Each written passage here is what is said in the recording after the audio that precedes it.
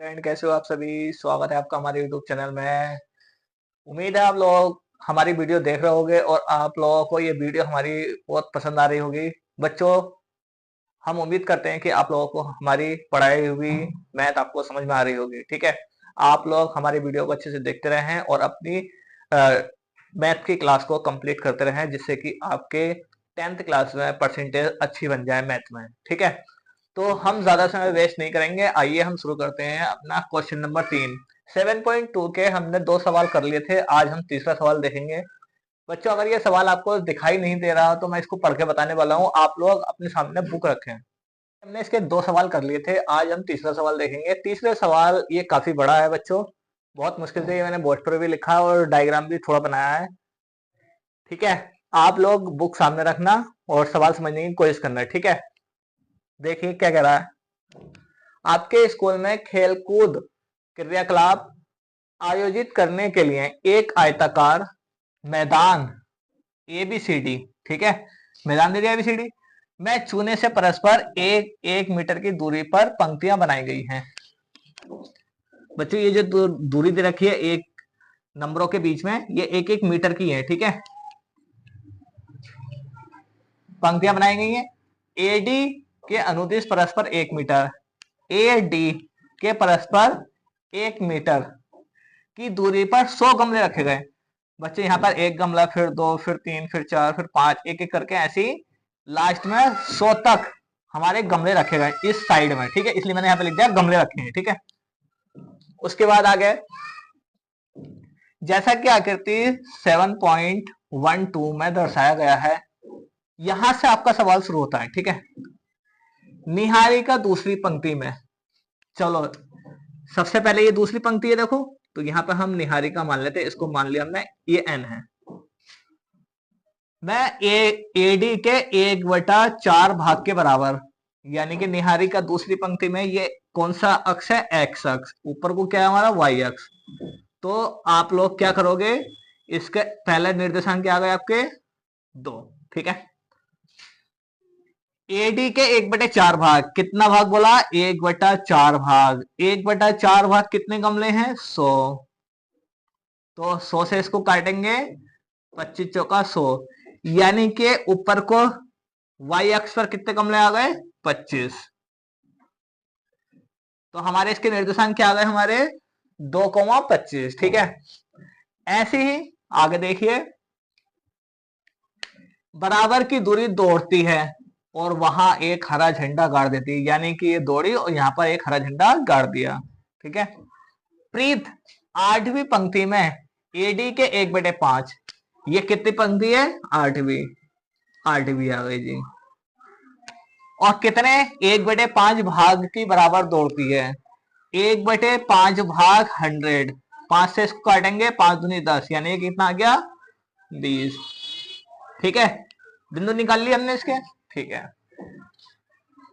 और वहां एक लाल झंडा गाड़ देती है। दोनों झंडों के बीच की दूरी निकालनी। सबसे पहले एक झंडा ये है और एक ये है, इन दोनों झंडों के बीच की हमें दूरी निकालनी है। ठीक है बच्चों,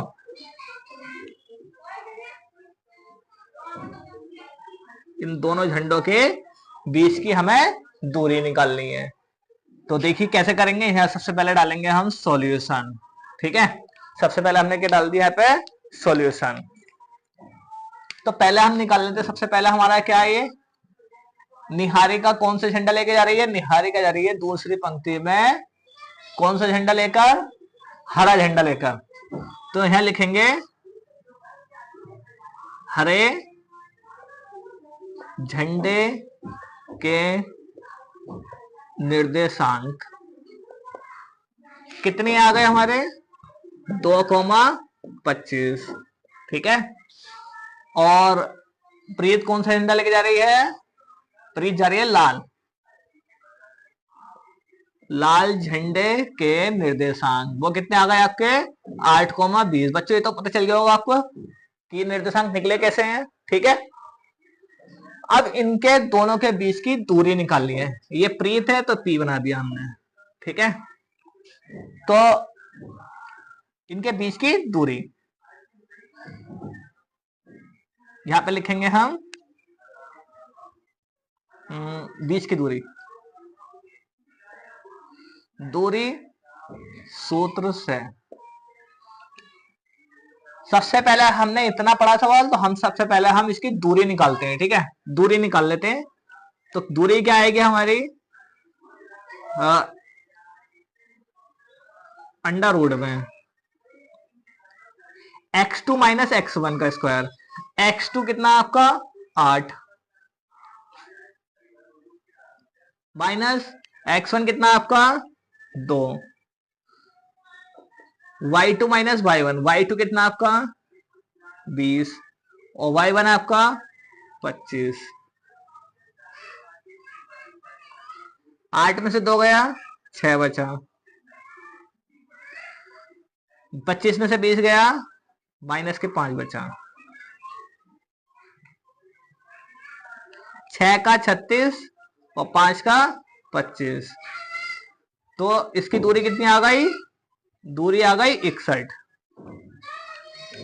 ठीक है बच्चों, इसने दूरी निकलवाई थी, सबसे पहले हमने दूरी निकाल ली। दोनों झंडों के बीच की दूरी क्या है वो हमने बता दी 61 रूट में। ठीक है, यदि रश्मि को एक नीला झंडा इन दोनों झंडों के बीच मिलाने वाली रेखाखंड पर ठीक आधी दूरी यानी कि बीच में गाड़ना हो, तो उसे अपना झंडा कहां गाड़ना चाहिए। यानी कि ये कह रही है क्या, रश्मि अगर इन दोनों बिंदुओं के बीच की दूरी में, अगर ये मतलब इसके बीचों बीच में एक झंडा गाड़ना हो नीला, तो वो कहां गाड़ेगी। पॉइंट सी आ गया ये हमारा। ठीक है, इस सी के निर्देशांक को बताने हैं बच्चों। चलिए आप लोग यहां तक नोट कीजिए, दूरी सूत्र से आपने ये दूरी निकाल ली होगी। ठीक है, अब हम यहाँ पे क्या लगाएंगे, मध्य बिंदु सूत्र लगा देंगे और हमारी दूरी निकल जाएगी, पॉइंट सी के निर्देशांक आ जाएंगे। चलिए आप लोग उतारिए।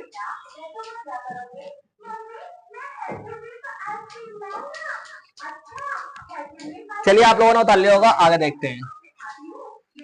आगे देखिए,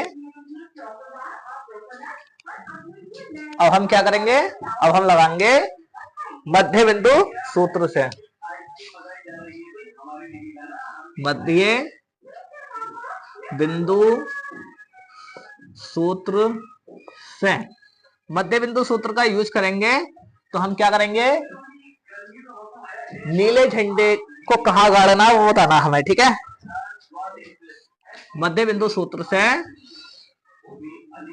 नीले झंडे के निर्देशांक।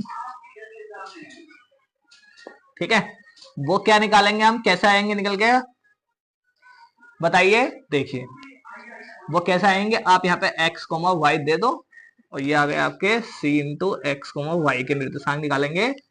x1 प्लस x2 बटे 2, y1 प्लस y2 बटे 2।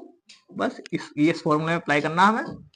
x1 2 प्लस 8 बटे 2 और y1 25 प्लस 20 बटे 2। 8 और 2 10 बटे 2, 20 और 25 45 अपॉन 2। इससे इसको भाग दिया 5 आ गया, इससे इसको भाग दिया तो 22.5 आ गया।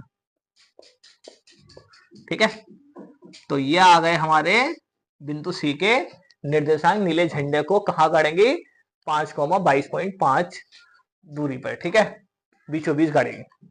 तो ये था बच्चों आपका क्वेश्चन नंबर 3। उम्मीद है आप लोगों को समझ में आया होगा। चलिए क्वेश्चन नंबर 4 देखते हैं। क्वेश्चन नंबर 4 देखिए क्या कह रहा है।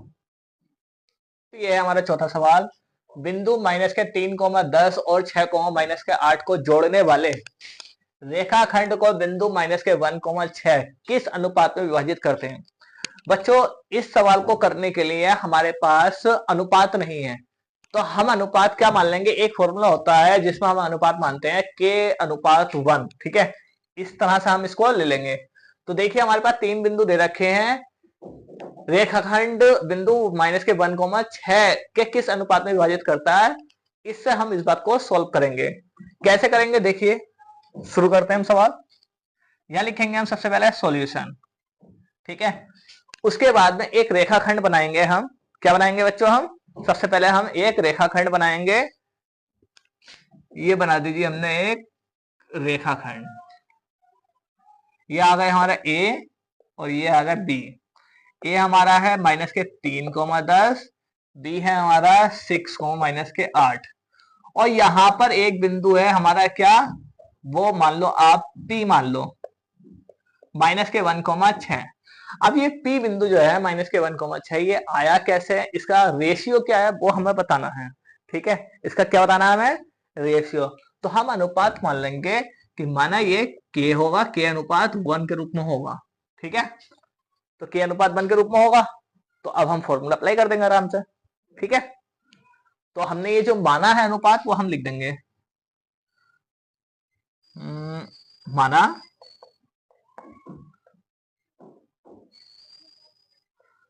अनुपात वो हो जाएगा हमारा बराबर में के अनुपात 1। ठीक है, अनुपात ले लिया हमने, अनुपात हमारा इतना आ गया के अनुपात 1। तो अब हम क्या करेंगे?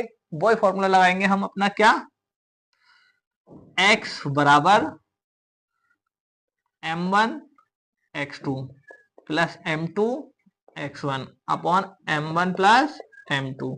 याद है बच्चों? बोले तो नहीं हो इसको? ठीक है, जब आप बोले नहीं हो तो फिर हम इसको अप्लाई करते हैं। ठीक है, देखिए कैसा आएगा निकल के। m1 के लिए k है, m2 के लिए 1 है। m1 आपका है कितना? k। x2 बताइए कौन सा होगा आपका? ये x1, ये x2। x2 कितना है आपका? 6 प्लस m2 1 और x1 कितना है आपका? x1 है आपका -3 अपॉन k प्लस 1। अब आपका x कितना है आपका? ये आपका x है, ये y है। ठीक है, x आपका है -1। इसके नीचे एक मानेंगे, आड़े तिरछे से गुणा कर देंगे, तो क्या हो जाएगा आपका? -1 बराबर 6k -3। ओके, ये आपका सॉल्व होकर आएगा। अब हम क्या करेंगे? -3 को उठा के इधर लेकर आया, तो माइनस का 1 तो पहले से ही है, -3 है आएगा इधर को, तो प्लस का हो जाएगा, +3 बराबर 6 की यही रहेगा, माइनस का के बराबर के दूसरी पर जाएगा, प्लस का हो जाएगा। ठीक है, उसके बाद 3 में से 1 गया, कितना बचेगा बच्चों? हमारा बचेगा 2 बचा बराबर 7k। अब इसको हम सीधा करके लिख रहे हैं, 7k बराबर 2 और k बराबर ये 7 गुणा में इधर आएगा बेटे में, तो 2/7। ठीक है, ये आ गए हमारे k बराबर 2/7। तो हमारा अनुपात क्या निकल गया? जो हमने अनुपात माना था, अतः अनुपात वो माना था हमने k अनुपात 1। ठीक है, तो अनुपात आ गया हमारा 2:7। ये आंसर हो गया। आप चाहो तो इसमें डेफिनेशन लिख भी सकते हो, वरना नहीं भी। ठीक है, चलिए बच्चों, यहाँ पर हमारा क्वेश्चन नंबर 4 कंप्लीट होता है पूरी तरह से।